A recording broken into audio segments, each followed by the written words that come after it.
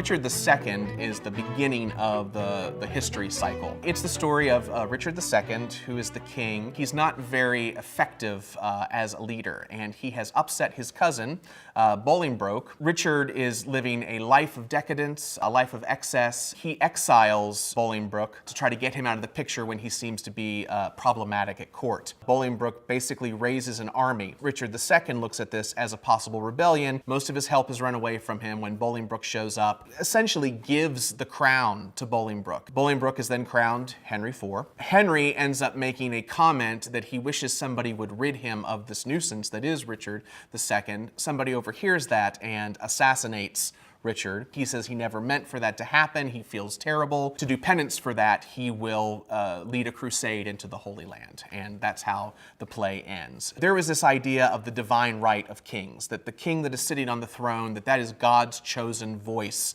for the kingdom. So the idea of Henry taking this from Richard II when he's God's voice has major implications for his soul and the soul of the kingdom, which is why so many rebellions keep popping up throughout the history cycle.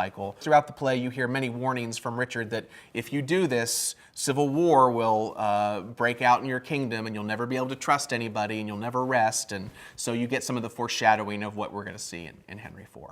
We've only done Richard II once, and it was a beautiful, sort of historically accurate production launching our history cycle. It had some really interesting moments of foreshadowing that we were able to do, knowing that we're working with the same company again, where you could see Hal show up as in sort of a visual anchor when Henry talks about him, because he's introduced at the end of Richard. Richard has a speech where basically he says, "For God's sake, let us sit upon the earth and tell sad stories of the death of kings." That line just sort of encompasses everything about launching into a history cycle. Because they're dramatized, there's something very beautiful in all of them, and I think that line captures it.